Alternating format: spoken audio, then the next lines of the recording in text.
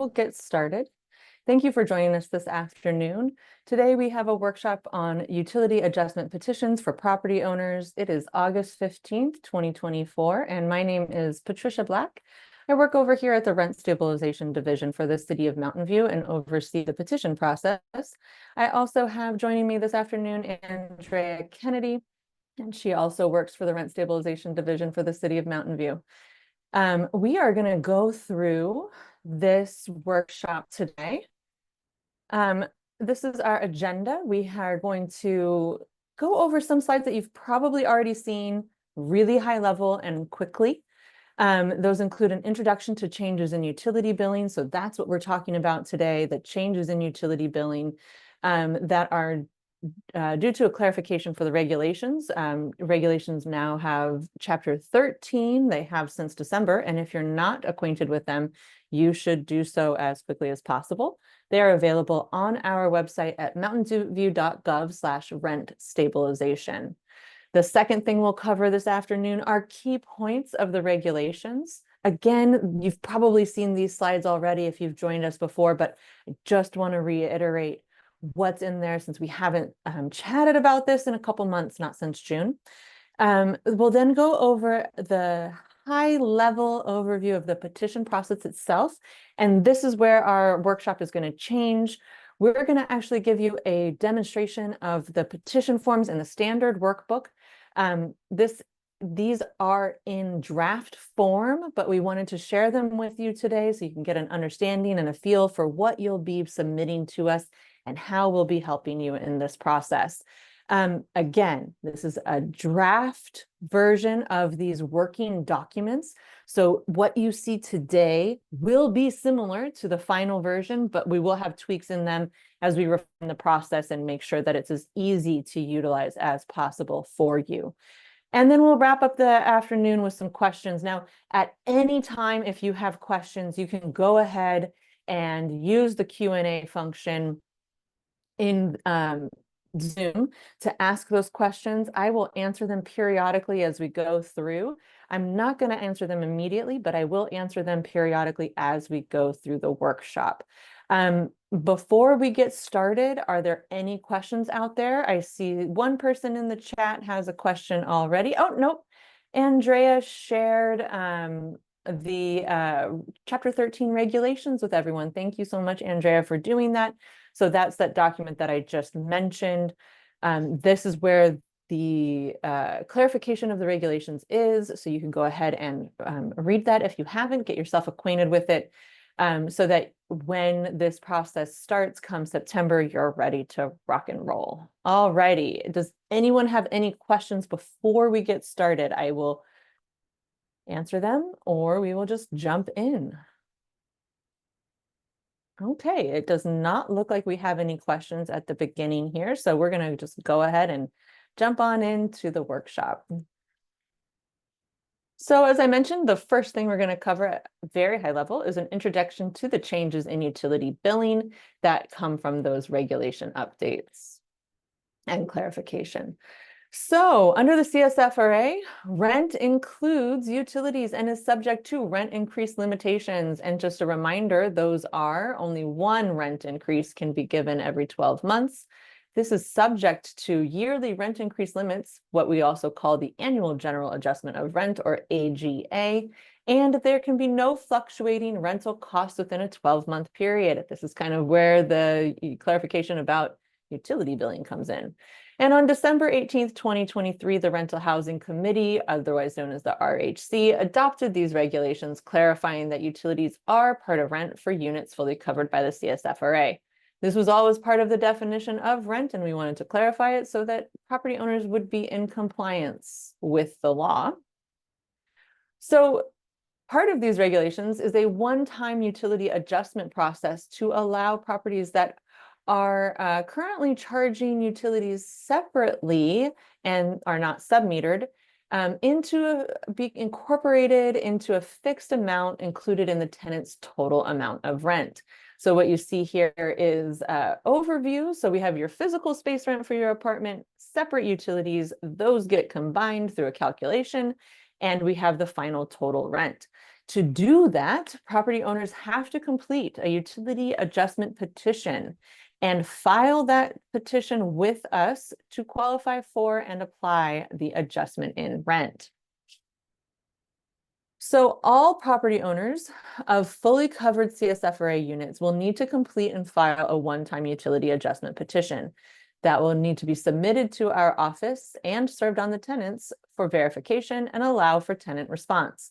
If you are the property owner of a partially covered CSFRA property or mobile home owner or property owner, mobile home park owner, you do not need to file one of these petitions with us. So this is just for fully covered units. And you should know, if you are a fully covered property owner, you have received lots of material from us over the past 7 years. So please reach out to us if you have any questions about coverage, or go to our website at mvrent.mountainview.gov to see if you are covered. Before I get going on key points of utility regulations, are there any questions out there? We do have a question in the chat. The question's asking, are meters connected individually to every apartment and managed by a third party vendor sub-metered? So if the, what was that? Go ahead, yeah. If the utilities are being gathered, collected for individual units, and each bill is based off of an individual unit's usage, that is considered sub-metered. If they are then being combined and used as some sort of calculation through RUBS or something like that, then they would not be considered sub-metered. So you would definitely want to check with us for verification on that. All righty, let's keep going. I don't see any other questions. So we'll go over very quickly the key points of the regulations. You've probably already seen these slides. So what type of utilities are included in rent? Any utility charges paid by the tenant directly to the landlord or through a third-party billing service are considered included in rent. This could include water, sewer, garbage. It could include electricity and gas, although most properties in Mountain View have those sub-metered. That started in the 80s, and they're paid by, typically they're paid by the tenant for their own usage, just like if you own a home and you have PG&E, or if you rent a home and you have PG&E for your gas and electric utility. Now, there are some properties in Mountain View where gas and electric, or gas or electric, are not sub-metered and are billed through RUBS or paid directly by the landlord. And in that case, then those utilities would need to be accounted for in these petitions. If you have a situation where there are sub-meters and those sub-meters collect and can actually pull apart, each unit's usage, and then that total usage is then paid for by the landlord, those are still considered sub-metered. And that's because you can see the actual usage by the tenant, and the tenant is being charged for their actual usage. So there is a kind of a clarification, nuance situation there. If you have any questions, again, you'll want to contact us. Utility charges paid directly by the tenant, this is what we were just talking about and clarifying, to the service provider like PG&E or are sub-metered, are exempt from being included in the rent because they're accounting for the actual usage by the tenant. And if you already include utilities in the fixed amount of rent, this is okay. This is great. This is perfect. This is what everyone is trying to get to if they're currently using something like RUBS, but you will still need to file a petition to let us know what's going on the property, because your tenants have to have an opportunity to respond to the petition. So some key points of the regulations for tenancies that started on March 1st, those tenancies needed to and need to, going forward forever, include utilities. If they're sub-metered, they can continue to be sub-metered. If you want to put in sub-meters, you can do that. There's a whole other opportunity for you to cover the cost of sub-metering through a petition process. it's called a specified capital improvement petition. You can contact me. I can walk you through that process too. But for those that are where you used to use RUBS and those utilities are not submetered, you must include utilities in the rent amount for new tenants. The rental agreement must state the total rental amount and specify the types of utilities and housing service fees that are included in rent. For tenancies that existed prior to March 1st, RUBS can continue to be reused for existing tenants until a utility adjustment petition is filed and approved, and you apply that increase. So once you apply the increase or the adjustment in your petition that was approved by the division, you would no longer be using RUBS, but you can continue to use RUBS up until the time that you apply and you give that adjustment in rent. So this process transitions separate utilities into one fixed amount. And then there's tenant petitions. Tenant petitions constantly happen. They're ongoing and for a variety of reasons. And most tenant petitions for current tenancies that are specifically related to utilities are paused during this transition process. There are exceptions to that. So just know that there are exceptions, but for the most part, if there's a tenant petition that is specifically about utilities, they're paused until the process is complete for your property. This is a little bit more detail on new tenancies. So again, I'm not going to go into all of this. These slides will be available and we will send them to everyone who registered for this. So if you want to reference them, you can, and you can always reach out to us for more information. Same thing with this slide. So this is about existing tenancies, gives a little bit more detail than what I provided briefly there. And then tenant petitions. So this really goes into details about tenant petitions, what's allowed to be included right now in tenant petitions, what's on hold. And just noting that petitions for utility charges only can still occur if there's a violation, a described violation that is not just about utilities not being included in rent. Okay. So are there any questions before we move on to the actual adjustment petition process? We have sort of a two-part question here in the chat. The question is, if I renew leases each year with new or existing tenants, do I still have to file the petition for the utility adjustments? That's the first part. So that's a really great question. When a tenant moves into your property, they are now considered a tenant, and you cannot evict them or remove them for not having a new lease or for not signing a new lease when their lease is up after the initial term of tenancy. This means that existing tenants are protected by rent stabilization and eviction protections in the city. That's our law, the Community Stabilization and Fair Rent Act, that we actually implement here at the Rent Stabilization Division. So if you have an existing tenant, then the terms of that tenancy are considered in place from the time that they move in.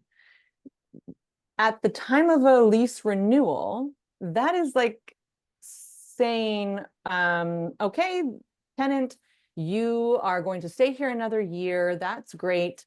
Either the terms of the tenancy still stand, or, as the property owner, you can change the terms of the tenancy, and the tenant can agree to them or cannot agree to them.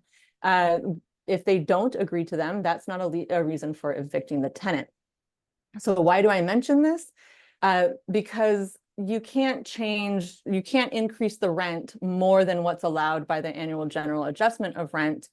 And you can't change the terms of the utilities in that. So yes, you still have to file a petition for utility adjustments. Yes, this applies even if you renew a lease. It it is very applicable to your tenants in that situation. And I'm happy to explain some of the actual details of the law. It sounds like maybe this person might need a little bit more education about how the CSFRA works, and we're happy to provide that support to you. So I'm going to go ahead and write this person's name down and reach out to them in the future after this workshop is over. And so you did kind of already answer. The second part was just about if the new rent amount is within the cap for the rent percentage for that year, do they still have to file the utility adjustment petition? If your utilities are currently billed through RUBS, or the tenant pays you, the landlord, directly, and it's not part of rent, you have to file a petition for incorporating the utilities into rent.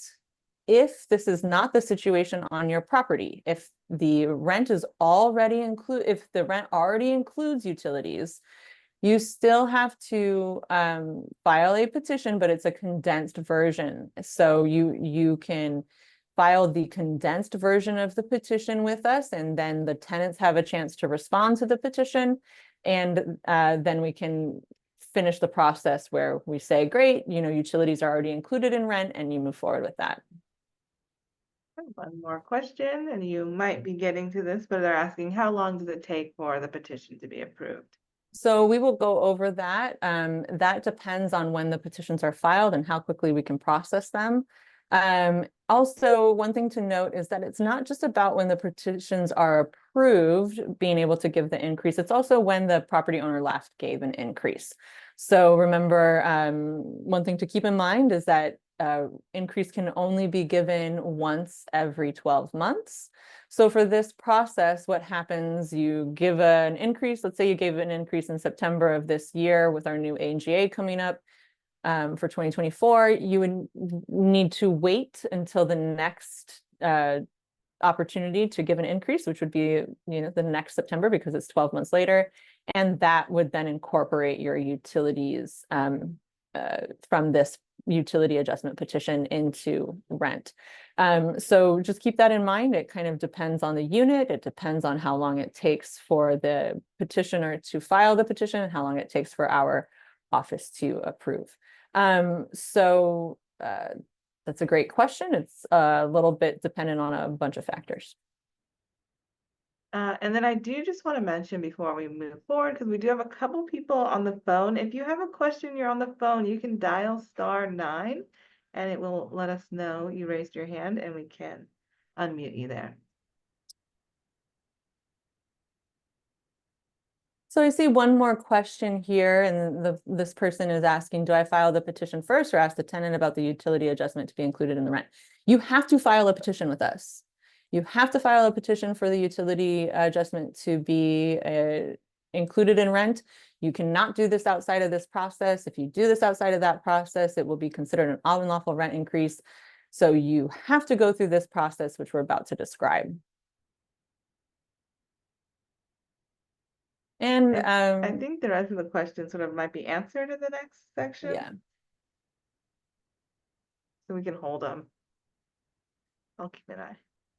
There's one more about the use of RUBS. So nope, the tenants will continue to pay. This question is asking, once the petition is filed, does that mean the tenant does not pay for utilities until a determination is made?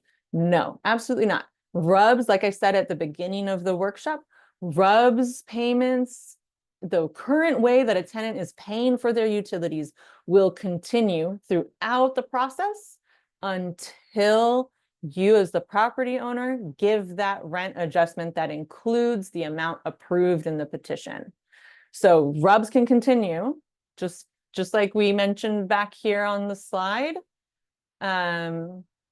Here regarding existing tenancies, RUBS can continue until a utility adjustment petition is filed and approved, and that increase is given. RUBS will continue that whole time. And I'll update the slide just to make that as clear as possible. Okay.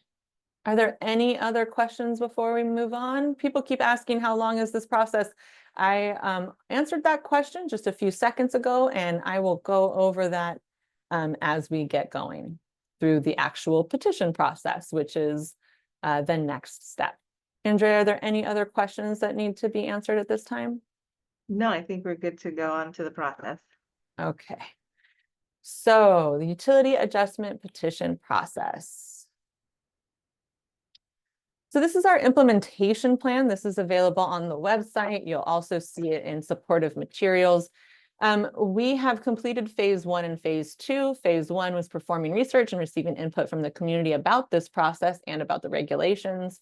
Phase 2 was adopting those regulations through the Rental Housing Committee. Right now, we're on 3 and 4, the implementation of the petition process, which includes amending regulations, testing the process, finalizing it, and creating forms and instructions.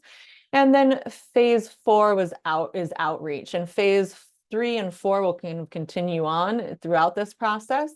And right now we are going to be talking about phase 5 and 6, which you can see a little bit of here. So we will be releasing the petitions forms at the beginning of September. And the process starts with properties being able to file petitions starting September 1st. If you are a large property, you have 6 months to file your petition with us. It has to be filed by February 28th of 2025, or submitted, actually, I shouldn't use the word filed. It has to be submitted to our office for initial review by February 28th. If you are a medium-sized property with 6 to 20 units, you must submit your petition with our office for initial review by May 31st of 2025. So you have 9 months. And then if you are a smaller property with 1 to 5 units, you must submit your petition for initial review by August 31st. So those smaller properties have a full year. And we will be processing the petitions as they come through our office as quickly as we can. We have a pretty robust processing and plan on our side, and we'll be hopefully processing them as quickly as we can. So this process will continue until all of the properties are completely processed. And then again, increases are dependent on when the petition is approved and also when the last rent increase was given. You have to have 12 months between rent increases for fully covered properties. So this will tack into the next increase that you are eligible to give after the last increase you gave. So if you want to give an increase in September for the new AGA, you're going to need to wait 12 months to give the increase that also has this approved adjustment. So who does this process apply to? I just want to reiterate this again. It's really important. All landlords of fully covered CSFRA units need to complete and submit and file a one-time utility adjustment petition. Depending on those scenarios for billing to existing tenants on the property, different portions of the petition and different workbooks may be required. We're going to have 3 workbooks. One is a standard workbook that will apply to most properties. That's the one we're going to take a look at today. The second one is one that is more detailed for properties where PG&E, or what we consider PG&E, electric and gas, are not submetered and charged through RUBS. And then the third one is a condensed workbook for properties where everything is submetered or everything is already included in rent.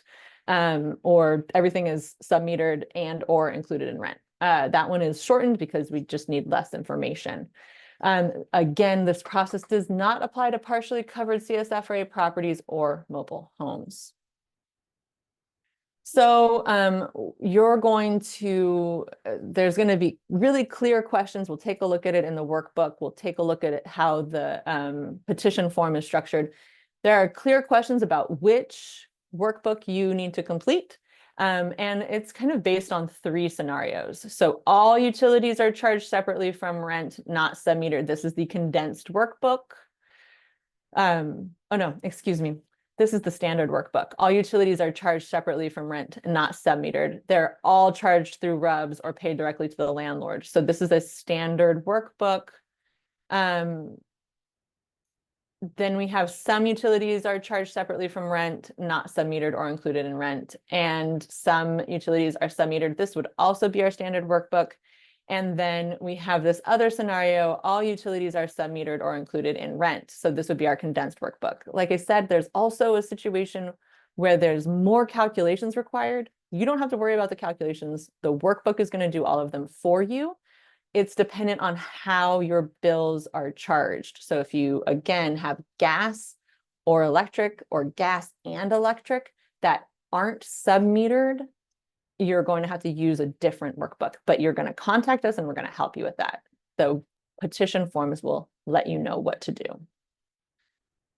We have these different submittal deadlines that I already mentioned based on your size of your property. And then we have the petition process. So this is what we're going to be going over today and hopping into. So the first step in this is that you're going to submit a property-wide petition form. We then review that petition for completeness and we'll notify the landlord if there are significant errors or if something is not complete. We're also going to do a little bit more support in this, and we'll let you know about that as the process goes on. We then send a notice of formal filing to you, the property owner, and the tenants, and that's going to have a response form included for your tenants. Tenants will have 30 days after the petition to respond to it. Once that time frame is closed, we will review the petition and selected calculations and tenant responses, and we'll request additional information or documentation if needed. We'll then determine if the calculations are correct or if there are errors or something else needs to occur for the petition to be accepted. And once approved, we'll send a notice to landlords and tenants. And then you, the property owner, can add the utility adjustment amount determined in the petition with the next annually allowed rent increase. So that's what I was saying earlier. If the petition calculations are confirmed, you can add in the utility adjustment amount determined in the petition in the next annually allowed rent increase. So you will calculate that allowed rent increase by first determining the AGA percentage on the existing rent and then adding the allowed utility adjustment. We will have a form for this, so it'll make it really clear what you can and can't do in how to calculate the rent increase that includes the utility adjustment. And just for further clarification, no tenant hardship petitions will be allowed for the utility adjustment portion of the rent increase. But tenants will be able to file a hardship petition just like they always can for the banked rent increase and not for the regular AGA or the utility adjustment. So the form that we will provide for you for these rent increases will be very clear, and you can elect to use it or not elect to use it as you so choose.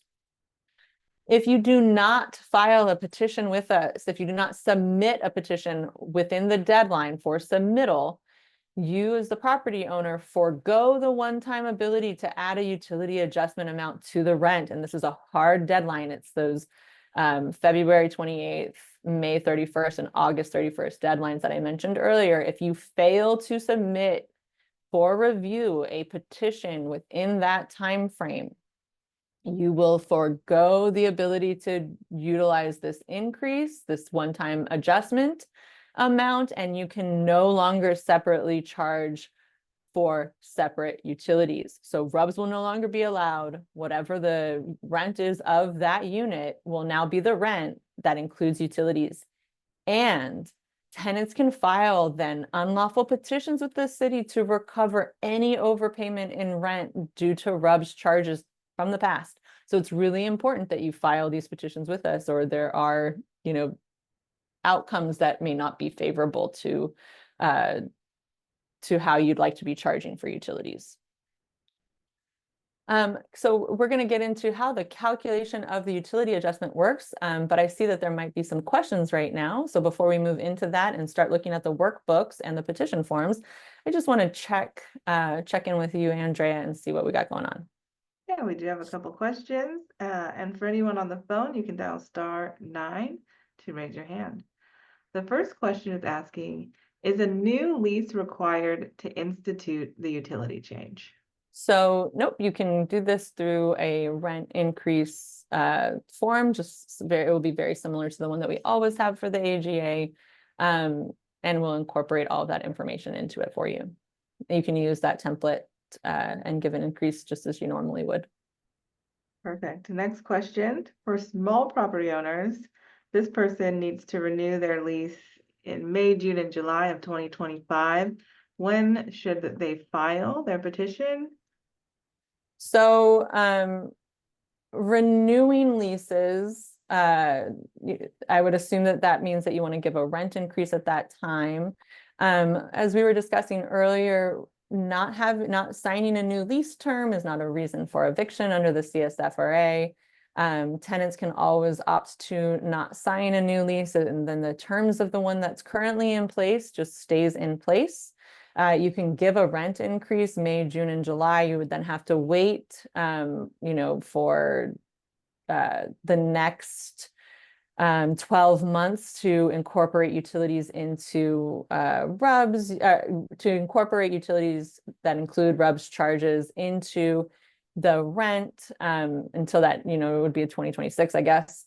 So if you want to incorporate the utility adjustment in to your May, June, July time period, you would want to consider getting your petition form and workbook and everything into us as soon as possible so that you have the utility adjustment approved by May, June, July of 2025. Wonderful. Next question. Are RUBS still able to be charged until the next allowed increase? So I've clarified this earlier, clarified it again. Yes, RUBS can be charged up until the time when you apply the adjustment that incorporates utilities into rent. It has to be done at the next rent increase that's allowed after your utility adjustment petition is approved. All right, next question. When will the tenant response form be available? So we will be providing the tenant response form to tenants. When you submit your petition, we will review your petition. It's kind of so we'll review it, make sure that it looks as good as possible and that it's ready to be served on your tenants. Once we say this looks good, you will then serve the petition on your tenants. And we will include a tenant response form at that time. We will also be sending a notice of formal filing because you're going to let us know when you serve your petition on your tenants. You're going to give us a copy of a proof of service for every single petition that you serve. And you're going to let us know, hey, I have served this, and that will be considered your formal filing date. We will then immediately send a notice out to the tenants that includes that tenant response form because they have then 30 days after we send out that tenant, the notice of formal filing to the tenants, they have 30 days to respond. So we will have that ready for you. And of course, it's a public document, so it will be available, but to property owners, but we're taking on our own the responsibility of getting that out to tenants so that property owners don't have to worry about that. All right. Next question. Is the landlord involved in a tenant response to the petition, or does the city handle that completely? So the city will be handling that. The tenants will have to provide, either the tenants will provide, we're still working this out, either the tenants will provide the response form to the property owner or the city will provide it. It just depends on how we elect to utilize the process, whatever. We're trying to make things as easy as possible for everybody and limit the amount of responsibility that everyone has in this outside of the city's process. We really want to make it as smooth as possible, recognizing that it's a challenging process. So we're still working out those little details. The tenant response form is, not the most pressing thing right now, as we have some want to make sure that the petition forms and workbooks and all of that process is as clear as possible for property owners at this moment. If my units are already sub-metered for everything, there's no adjustment for me. Is there any reason for us to file a petition? You have to file a condensed workbook and petition with us so that your tenants can respond to it to verify that everything is sub-metered. All right, and last question here. When would we officially cut off RUBS? So again, you would officially cut off RUBS when the rent adjustment is applied to rent. So once you are once you are noticing the tenant that their rent is going to include this adjustment and you receive that first payment, RUBS would be complete. All right, thank you. That's all for now. All righty. So we are now getting to the fun part. We can go a little bit over today. I want to be able to show what these forms will look like. At least, again, these are draft. They're not exactly going to look exactly like this, but we do want to get some idea of what these will look like out to you today. So petition forms will be available to landlords with Excel workbooks. We have made these Excel workbooks automate as much as possible. We're still kind of fine-tuning it and making sure that we haven't missed anywhere where we could automate it even more. Basically, you're going to put in information and it's going to spit out calculations.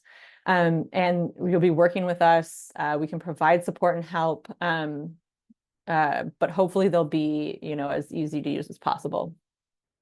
And they will be available online once they're ready.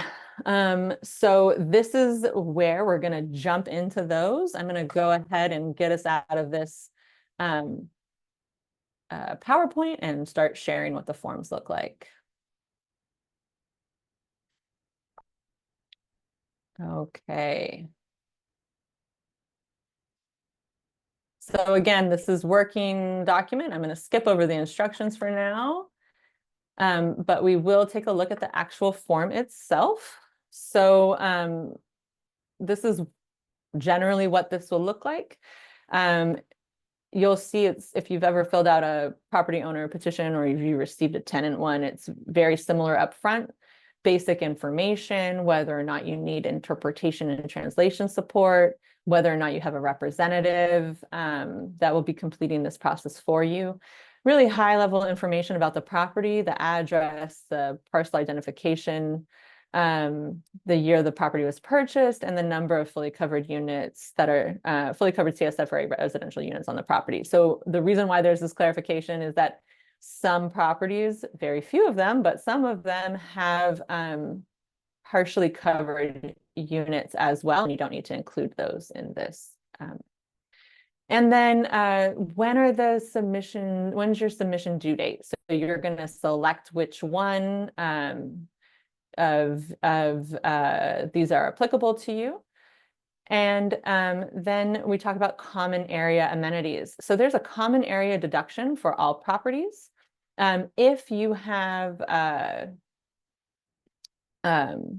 do not have one of these amenities or more, then you indicate this and your common area deduction gets reduced by 5%. So you can see that here. And then there's the next section, which will help you figure out what workbook to use. So you're going to tell us which one of these are charged through RUBS to figure out if you need standard workbook 1, and which one of the utilities are sub-metered, if you have any that are sub-metered. So you're going to click that. If you have utilities that are charged through RUBS that include gas and electric, there's that bigger workbook. We're not going over that today. We're only looking at this one for today. And then the condensed workbook, where we were talking about all utilities are sub-metered and or all utilities are paid directly are paid in rent, total included in rent. And then we have a documentation page. So there's documentation that you're going to have to provide to us as outlined in the regulations. I'm not going to go over all of that today. We're still, as I said, working through some of these things. So then there's missing documentation. If for any reason you don't have the documentation that's required as outlined in the regulations, you can tell us why, and that will be taken into account. And then there's an explanations page for you to type in information if you have more information that you would like us to know. And finally, our declaration page where you declare under penalty of perjury of law that the contents of the petition are as true and correct and complete as possible, and you sign and you date it. So that's the actual petition form. Again, I'm not going to go into a ton of detail on it, but I do want you to see that there's not a ton of information to fill out in the actual petition form. We then have the workbook. So I'm going to go ahead and jump into the workbook right now too. And this is where we'll get some more information going. So this is the standard workbook that will be applicable to most properties. We're going to have our information and instruction sheet here. This will be more detailed. There'll be more instructions. There will also be a supportive instructions page. So you're going to get instructions and support in multiple ways. We will also have a like workbook similar to the workbook. I guess I shouldn't call it a workbook because that's what this is. An instructions manual, similar to the one that we have for registration. So if you've seen that step-by-step instructions manual for registration, we're going to have something somewhat similar to that for you. And then as we go along through this process, we'll be providing more supportive materials as time allows, hopefully some videos to help support areas that are kind of more confusing or challenging.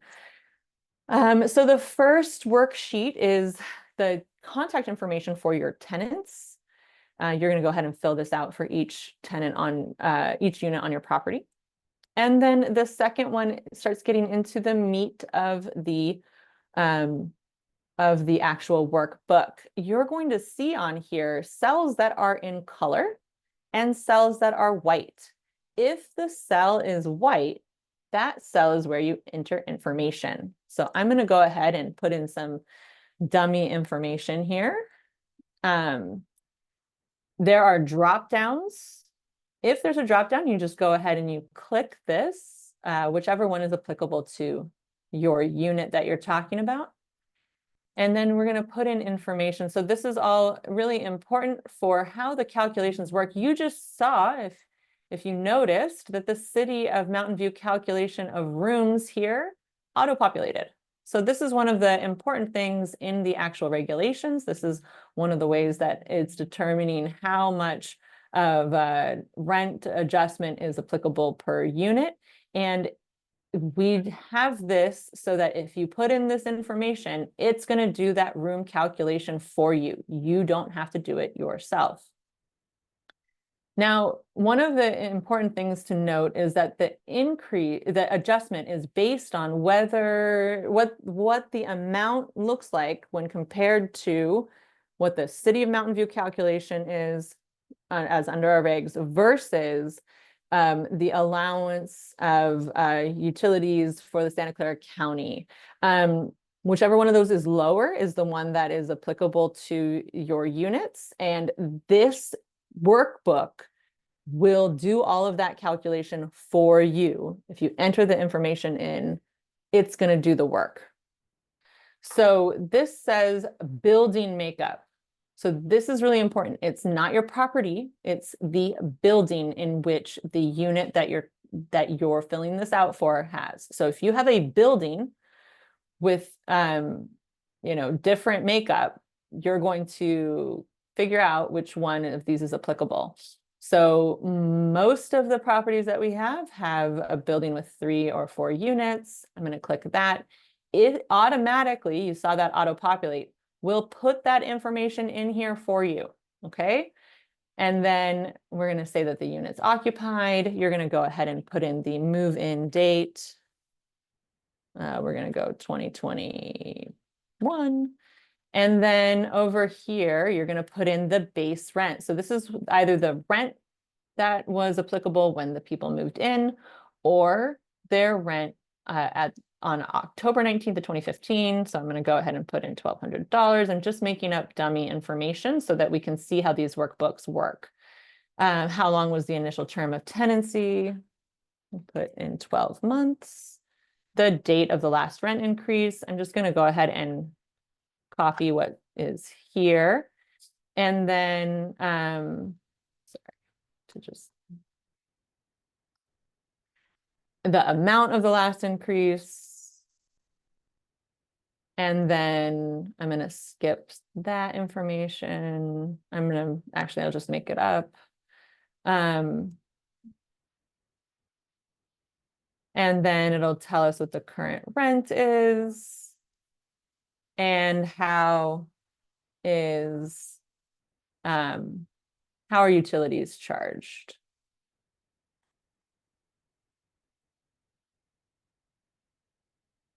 So this is important.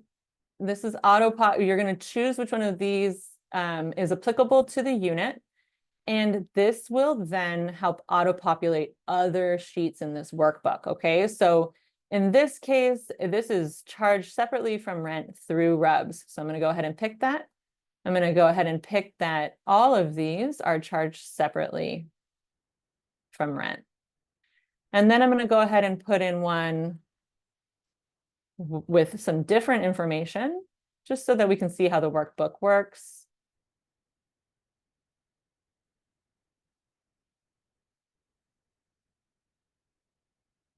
And you can see, because I picked something different, it selected something different. And this move-in date, I'm going to say was after March 1st of 2023. Their rent is $1,670, 12 months.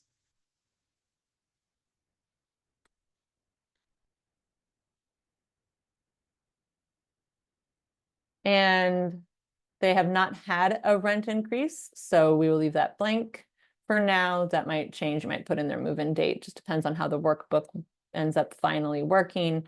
This is going to be 0. This will be 0. And their current rent is $1,670.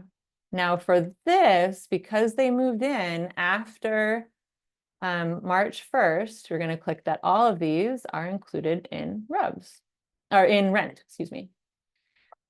So that's just, we're only going to do 2. Hopefully the workbook works with that few. We'll see if we need to add in more. Worksheet 2.1 is just a reference chart so that you can see what the information is that's being pulled into the next worksheets, how it's based on the utility allowance calculations. You don't need this information, but we wanted to provide it for you. Again, this is just a reference worksheet. Next up is the common areas deduction.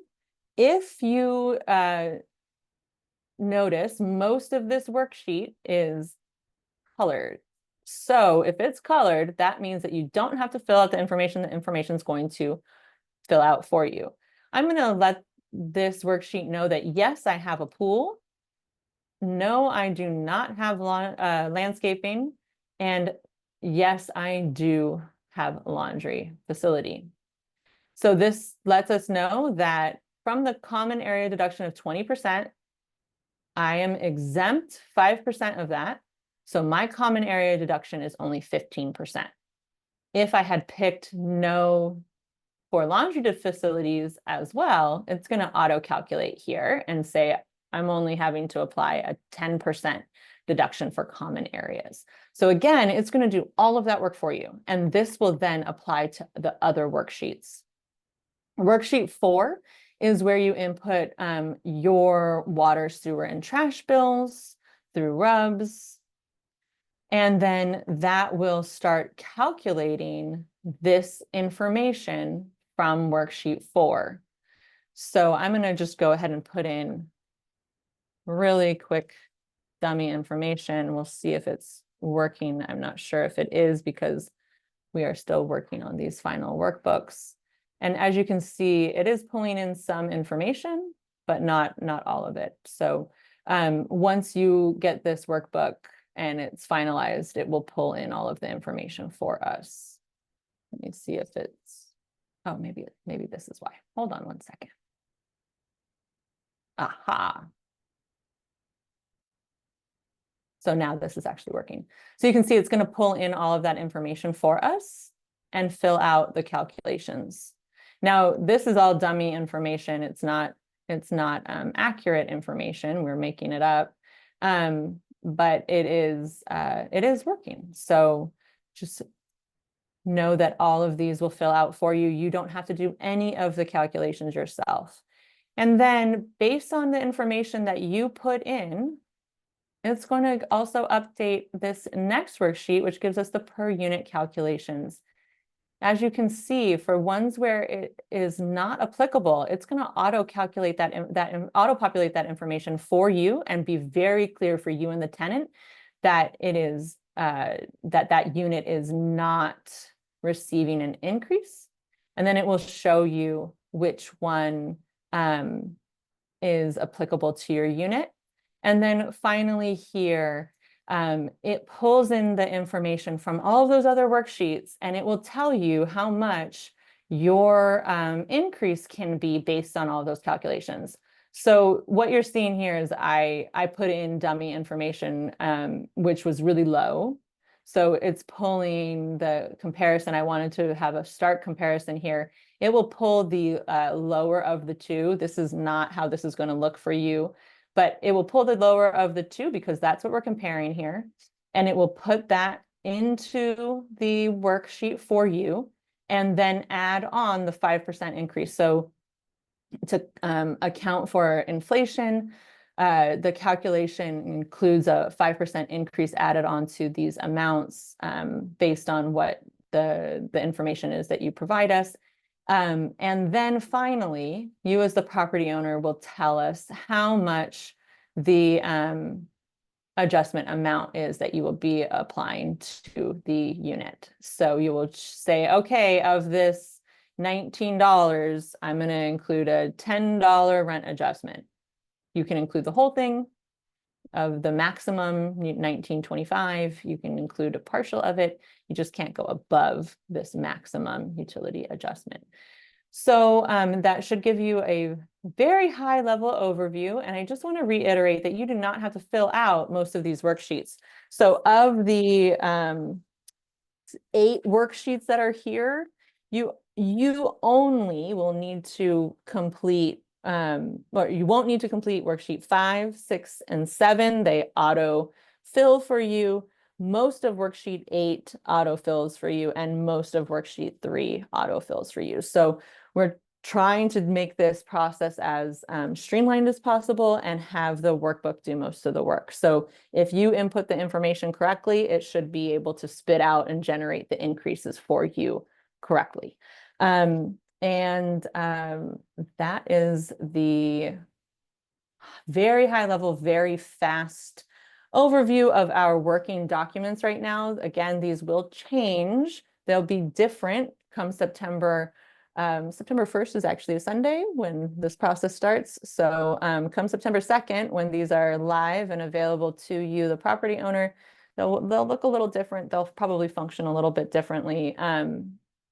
But that's the basic gist of kind of what you'll see and what you get.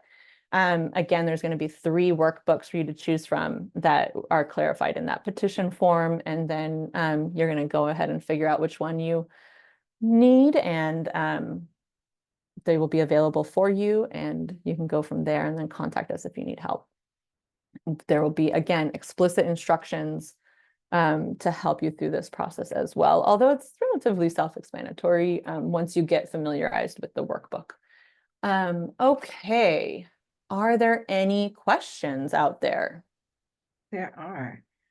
So before we get started, I have to jump off right at 3, so I can kind of start looking over here in the chat, and then I'll leave the Q&A to you. Perfect. Okay, so the first question is sort of for our small property owner who is looking to give some rent increases in May, June, July of 2025. So the question is, should they file their petition at the beginning of 2025 so they can wrap it into those increases in May, June, July, or should they just give the rent increases, file the petition, and then wrap those utility increases into that 2026 rent increase?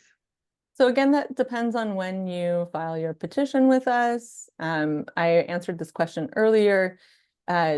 If you want to apply these rent adjustments, these utility adjustments to your May, June, July 2025 rent increases, you're going to just want to file the petition. So this as soon as possible. So the submittal period, we don't recommend waiting until the last day of your submittal period to file your petition.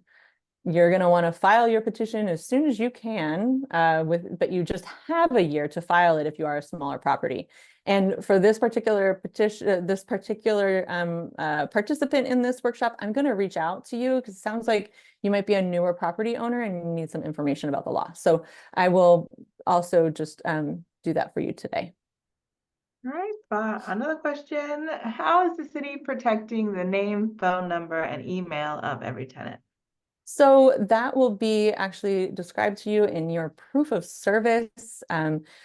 There are things that will be missing from the workbook for tenants. One of those things will be that first worksheet. So you're going to provide that first worksheet to us so that we have the contact information for all of your tenants, but that will not be provided to your tenants. You're going to take that out when you service on your tenants. And we're working on figuring out how a unique identifier can be used instead of the actual unit number for when you go ahead and serve this on your tenants. So we're in the process of figuring out some different things. What we think we're going to do is you're going to submit all of your information in this workbook to us. We're going to then go ahead and put in a unique identifier instead of unit numbers, and we're going to sort everything in a particular way and figure that all out for you. Probably do some sort of mail merge letter so that your tenants can know which unique identifier to look at for their unit. That's the process that we're in the middle of finalizing, but we think we have a pretty good one there. Now, if since petitions are public record, if someone was to reach out and file a public records request, there are specific things that are completely private, sensitive information like that gets redacted through that process. So even if this final workbook that you provide to us was requested by someone, that information for tenant contact, anything that could be go back to that tenant would be taken out. All right, so the last question in the chat, and it's sort of similar to the first question in the Q&A, so maybe it's worth a go over again, but can we do a rent increase in December 2024 and do the utility adjustment when approved next year? Yep, you sure can. All right, so at that, I'm going to hop off, and then Thank you, Andrea. about, I think, 9 questions in the Q&A. Thank you, All right. everybody.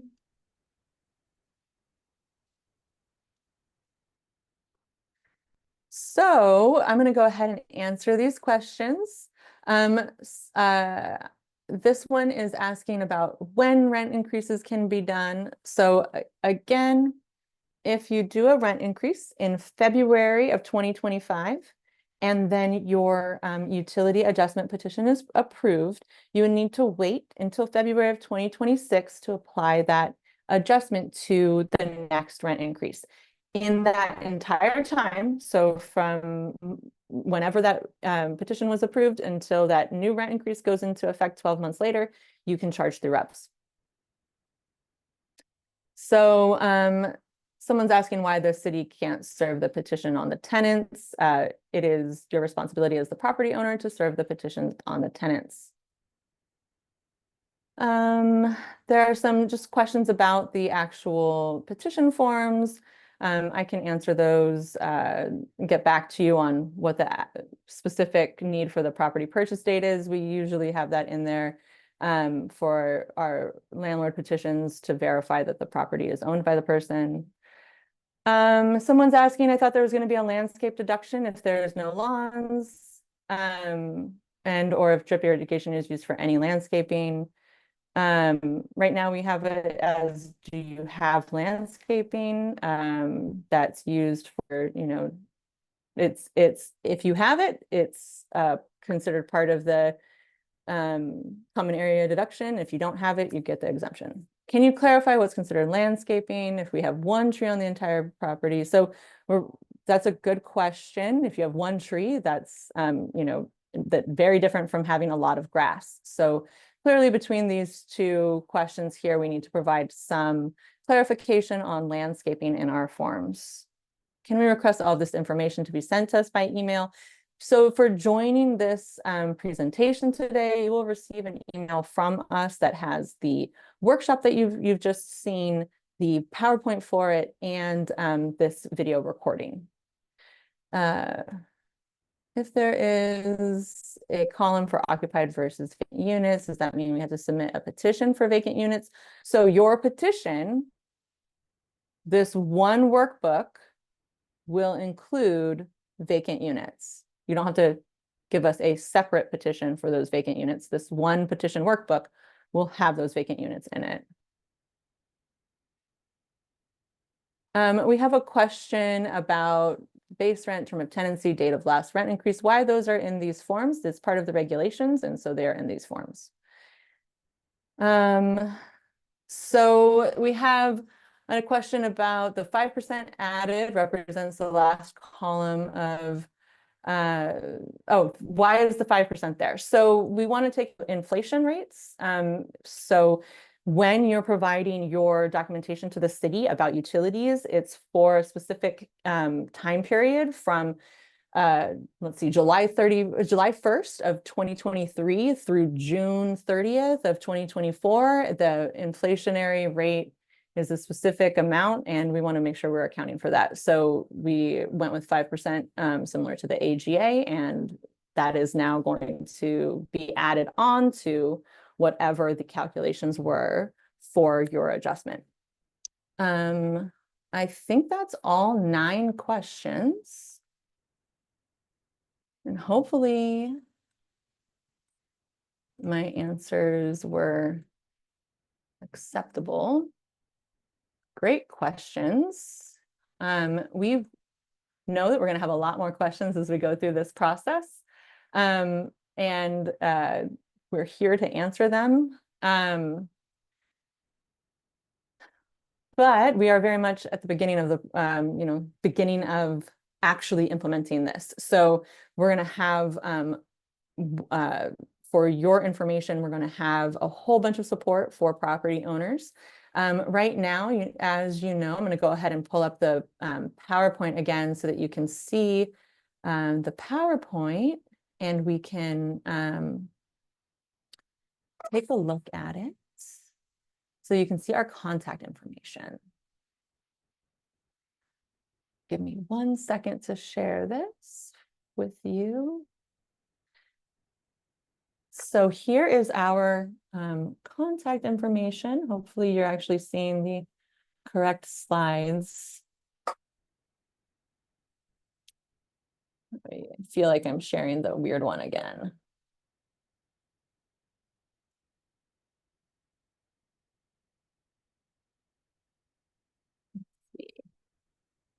Sorry about this. Every time I do this, I'm using something else. Can you see the full screen right now? Can someone let me know where it says contact the rent stabilization staff? And type it in the chat.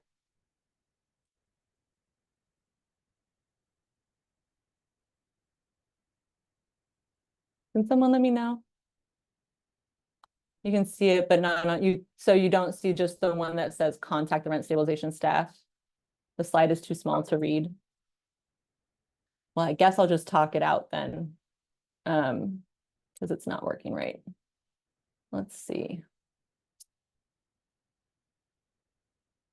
Okay. I'm sorry about that. So we have, we're going to have our landlord help center that we usually have every other week. That's going to actually start to be every single week from now on. So you can come to us virtually or in person for help. So every Thursday from 1 to 3, you can join us either virtually or come into our office at 298 Escuela We are going to have more workshops. We're going to have at least one workshop every month, and then we're always here for you. So if you need additional help, you can contact us. You can come into the office. You can send me an email. Most of people who are here know my email. It's patricia.black@mountainview.gov. You can reach out to me and I will try to get back to you as soon as possible. Our phone number is the same that is always is 650-903-6136. And you can email our general line at mvrent@mountainview.gov, just like you do for the registration questions when we do that process. So again, we're going to have as much support as possible. These workbooks will be available starting September 2nd. We will have at some point, as quickly as possible, video supports as well as a step-by-step instruction guide that will all be available to you. And we are constantly trying to figure out how to refine this process so that it's as easy as possible for you, the property owners. And then for the larger properties where there's just a lot of information because you have a lot of units, we are going to reach out to you specifically, including property managers who manage a lot of properties, just to help make sure that you're receiving the support that you need. Someone's asking that, is there a copy of this video? So again, we're going to go ahead and email everyone who has joined today with the slide workbook, a PDF of the slide deck, this video recording of this presentation. Hopefully I got it right and recorded it correctly. And there will also be, let's see, the video, the workbooks, the PowerPoint. I'll include anything else I can think of, including the information sheet for this. And then we will be pushing out communications as we get closer to the start of this and then throughout the whole process. So you will have kind of constant communication from us. Make sure you're checking your email and your snail mail. We are sending out information both ways, and we'll be just communicating with you constantly because we want to make sure that this is as successful as possible. We don't want anyone to miss these submittal deadlines. It's really important that you submit them on time. We don't want to, deny a petition or deny an increase because the submission was submitted after the deadline. One thing to note that we did make sure was clarified in the regulation change in May was that you have the opportunity to submit the petition to us for initial review by those deadlines so that we can make sure that it's as correct as possible before you actually file it on your tenant. It's not a filing deadline. That formal filing date is based on whenever we say to you, this initial submission looks good. So we didn't want to be any kind of hang up or hold up for you with submitting your petition. If there are errors in your submission, you will have 15 days to fix those errors and get the petition back to us, but we will be communicating with you closely if there are errors in that submission. Will we be able to download the form and workbook on the MV website? Yes, they will of course be available to you on the Mountain View website once they're available, which will be probably no later. Well, it will be no later than September 2nd. Everything will be there on the website. And then I have another question here. Asking what our address is. It's 298 Escuela Avenue in Mountain View. We're right next to the senior center. We try to keep, unless a member of the public is here, our driveway open so that members of the public can park in it. If it happens to be full, you can park on the street if there's street parking available, or you can park over at the senior center right next door. So we're literally in a little house right next door to the senior center. So if you're at the senior center and you see a little house on the right at the corner of the driveway of the senior center, that's us. We have signs everywhere, so you should be able to see us. And we have a community room, so if we have a lot of people that are just all go in there and kind of work together. And I have another kind of clarification for the landscape issue. So thank you for that. And I'll make sure that that the form and the community area deduction section of the workbook are really clear on who can use the exemption for the common area deduction related to landscaping. So that will make sure that that is going to happen. And then that clarification will happen in the workbook, so there's less confusion. And then just so you all know, we are going to be having property owners, specific property owners, we're going to be reaching out to have them test this. So hopefully we get some kind of live assistance in refining things before you all use it. So that is happening in the next 2 weeks. We're very busy over here trying to make sure that this process is as smooth and functional as possible. And we really appreciate your patience as we all work through this together. Just keep in mind that we're working hard over here to make this as smooth as possible, and we're going to keep doing that as we move forward. So it is 3:15. I've kept you longer than promised. So before we go, are there any other questions? Okay, I don't see any. But I will again send this video recording and a copy of the PowerPoint to everyone who joined today, as well as anything else that I can think of that might be helpful right now. And we will keep in contact with you all. Thank you so much for joining today. And let's see, it looks like I have one more question maybe. I'm not sure. It says, can you answer? I need more information from this person. Can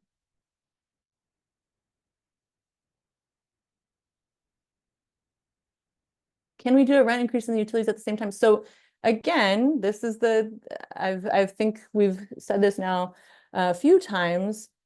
When you're able to give your rent increase, you will apply the one-time utility adjustment during that time. We have slides to explain that, and we will have a form that will help you do that too. So once your utility adjustment petition gives the increase amount, you will determine what you want to apply to that unit, and then you will give that when you give your AGA for that year. There is a limit. That's what the whole petition is about. So I will go ahead and reach out to this particular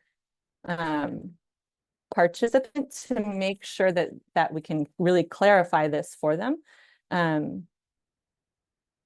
so that they understand even more how these increases can be applied and these adjustments can be applied when you give your rent increase. All righty, I think that's every question. And again, we will keep our channels of communication open with everyone as much as possible, and keep going and speaking with you as much as we can, and moving together. Again, you can always contact me at patricia.black@mountainview.gov, and I'll get back to you as soon as possible. All righty. Thank you again, everyone, for joining, and we will see you soon.